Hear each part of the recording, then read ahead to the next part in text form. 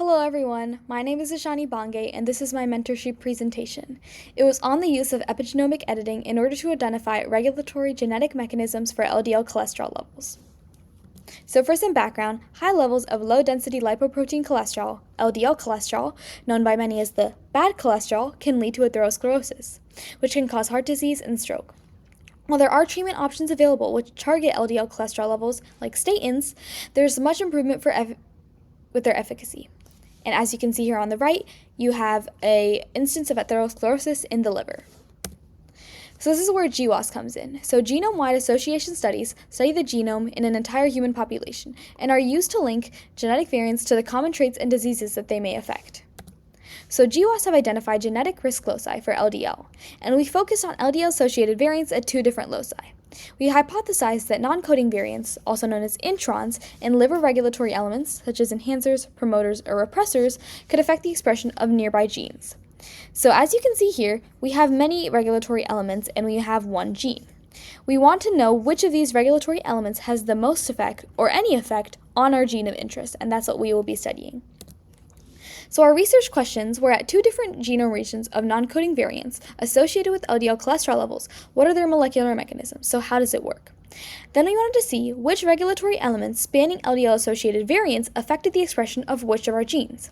Finally, we wanted to know whether these regulatory elements cooperated together in order to affect gene expression. So our objectives were at genome regions that affect LDL cholesterol levels to demonstrate which genes are regulated by specific regulatory elements. So we had two different locuses of interest. Firstly, we had chromosome 20, which had two intergenic regulatory elements with one gene, SPTLC3. This gene regulates plasma membrane sphingolipid composition. Made more simpler, it helps in the formation of lipids. Our second region had two regulatory elements and two genes. However, we decided not to include this locus in our presentation due to time. So this was the predicted regulatory elements for SPTLC3. So SPTLC3 is on the left to 6 kilobases, and then we have our two regulatory elements. This is RS, this one, and the second one. So what we wanted to do was use CRISPR interference and conduct that to knock down or repress each regulatory element in order to see its effects on gene expression. So first we knocked out our first regulatory element, then our second regulatory element, and then to see cooperation between the two, we knocked out both of them. So our methods for this process began with collecting lysates of CRISPR-I of each regulatory element and control condition. We then isolated RNA from the Epg2 lysates mentioned above. Epg2 is a type of liver cell which is involved in the cholesterol metabolism pathways, and then conducted that isolated RNA and made it into cDNA. The cDNA was then put into qPCRs, which measure gene expression through quantitative PCR, and we created a standard curve to compare it against, and we compared our results to controls to see concentrations and other things. We then normalized our levels of expression to our controls and compared our knockdown to our non-targeting controls. So here are results. So as you can see on the right, we have our graphs for SPTLC3.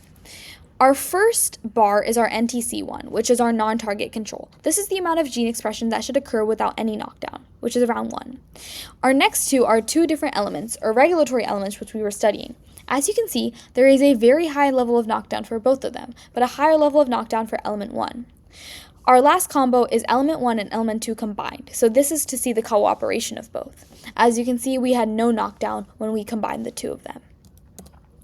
So based on these results, we can conclude that the knockdown of both regulatory elements reduced the expression of SPTCO3 at 81% at element 1 and 69% at element 2. These results suggest that LDL-associated variants act through regulatory elements on SPTLC expression to affect LDL levels, and that the knockdown of both regulatory elements does not show evidence of their cooperation when it comes to gene expression. The implications of this are that we identified DNA variants and regulatory elements that may control the levels of LDL cholesterol expression. We identified SPTLC3 as a gene that may influence LDL cholesterol in humans, and this knowledge can then be used by pharmaceutical companies in order to develop novel drugs targeting the genes that control cholesterol metabolism. Our future directions involve learning how SPTLC3 functions in hepatocytes or liver cells to affect LDL cholesterol levels. As you can see here, the liver, and this is CRISPR-I, which is the technique we'll be using. These are my references, and I'd like to thank UNC Chapel Hill and the Mulkey Lab for having me, as well as NCSSM for all their help throughout this process. Thank you!